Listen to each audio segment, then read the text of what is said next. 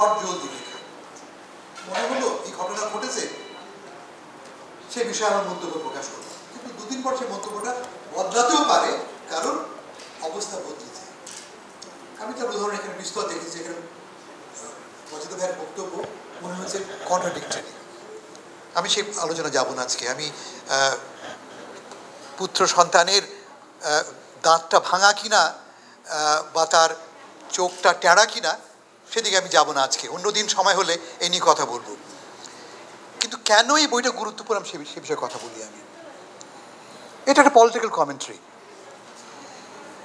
বাংলাদেশের এই যে আন্দোলন ঘটে গেল, যারা আমরা একটা ভালো চমৎকার একটা সারসংক্ষেপ দেখলাম, তার একটা বড় কারণ ছিল আমাদের লেখক বুদ্ধিজীবীরা যে ন্যারেটিভটা বিক্রি করার চেষ্টা করেছিলেন, সেই ন্যারেটিভটা বানানো ন্যারেটিভ ছিল, দেশের লোক বিশ্বাস করেনি। একদল লোক আমাদেরকে বারবার এই গল্পটা বলেছে, যে গল্পটা মিথ্যার উপরে দাঁড়ানো। এ কাজটা কারা করে? এই ওয়াজেদ ভাইয়ের মতো লেখকরাই, আমার মতো লেখকরাই, যারা মিথ্যাকে সত্য বানাতে পারে। কেমন? আবার এমন লেখক আছে যে মিথ্যাকে নয়, সত্যকে প্রতিষ্ঠা করে। আমি মনে করি ওয়াজেদ ভাই সেরকম লেখক, যিনি তার মতো করে সত্যকে দেখেছেন, কম্প্রোমাইজ করেননি এবং সত্যকে প্রকাশ করেছেন। আমরা ডিসএগ্রি করতেই পারি আমরা। এটি মূলত একটি স্বপ্নের বিবরণ, তার স্বপ্নের বিবরণ। কেমন বাংলাদেশ তিনি চান। প্রায় প্রতিটি প্রবন্ধেই তিনি কোনো না কোনো জায়গায় কোথায় খামতি আছে বাংলাদেশের, কি হওয়া উচিত বাংলাদেশের, কি হলে ভালো হয়। যেমন এই আমরা তার ভিডিও সাক্ষাৎকারে দেখলাম, একটা বড় ফোকাস তার দলের ভেতরের সংস্কার, দলের ভেতরের সংস্কার। একটা কথা তিনি বারবার বলেছেন, জানি আমরা তর্ক করতে হবে, তা হচ্ছে যে নির্বাচন আগে না সংস্কার আগে। তিনি স্পষ্ট করে বলেছেন, সংস্কার না হলে শুধু নির্বাচন দিয়ে বাংলাদেশ বদলাবে না, আবার বাংলাদেশে পুরনো মোড়কে ফিরে যাবে। অনেকে এই কথার সঙ্গে একমত হতে পারেন, নাও হতে পারেন। একমত হতে পারেন এই অর্থে যে এই সরকারের, এই অন্তর্বর্তীকালীন সরকার দায়িত্ব তো একটাই, নির্বাচন করে ক্ষমতা হস্তান্তর করে দেওয়া। পক্ষান্তরে অন্যরা বলতে পারেন যে শুধু নির্বাচন করা হলে, একটু আগে মঞ্জুর ভাই আমাকে বলছিলেন, সেই থোট বড়ি খাড়াই হবে না, যে তার কোনো গ্যারান্টি নেই। ফলে এই সরকারের কাছে একটা বড় দায়িত্ব হচ্ছে এটা এনশিওর করা, নিশ্চিত করা যে পুরনো ভুলগুলি রিপিট হবে না। যে কথা ওয়াজেদ ভাইও বলেছেন, আমি তার সঙ্গে সহমত পোষণ করি। একটা জায়গায় খুব দৃঢ়ভাবে আমি আমার আপত্তি প্রকাশ করছি, তিনি খুব শক্তভাবে সেনাবাহিনীর ভূমিটাকে গ্লোরিফাই করেছেন। আমার এখানে তীব্র আপত্তি। সেনাবাহিনী সরকারের, রাষ্ট্রের কর্মচারী মাত্র, সরকারের, রাষ্ট্রের মালিক তারা নয়। আমাদের দুর্ভাগ্য হচ্ছে যে আমাদের উপমহাদেশে বা আমাদের তৃতীয় বিশ্বে সেনাবাহিনী নিজেদেরকে দেশের মালিক মনে করে।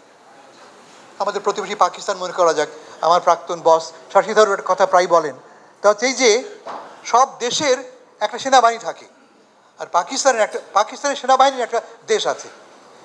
আমাদেরও তাই।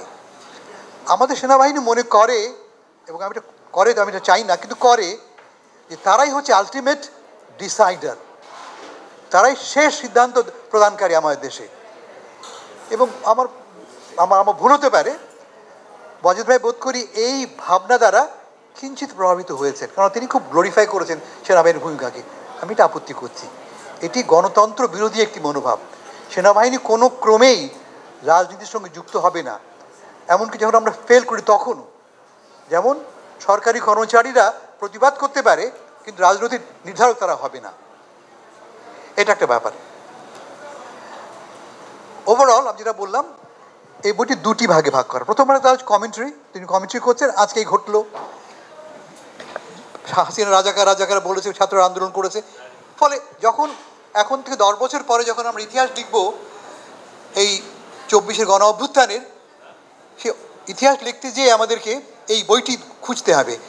কারণ ঠিক তখনকার ভাবনা কেমন ছিল।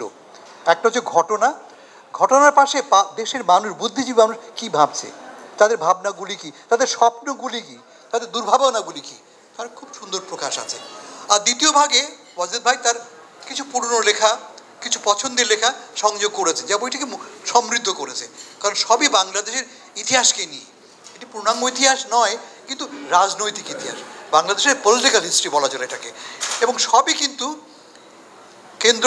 মূল বিষয়টা হচ্ছে গণতন্ত্র, গণতন্ত্রের আকাঙ্ক্ষা এবং আকাঙ্ক্ষার জন্য আমাদের ত্যাগ।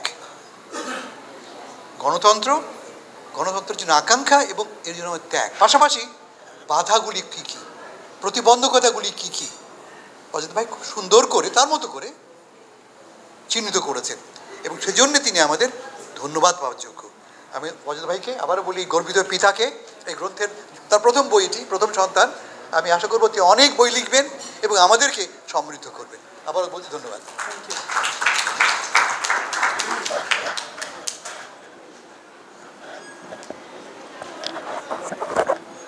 ধন্যবাদ।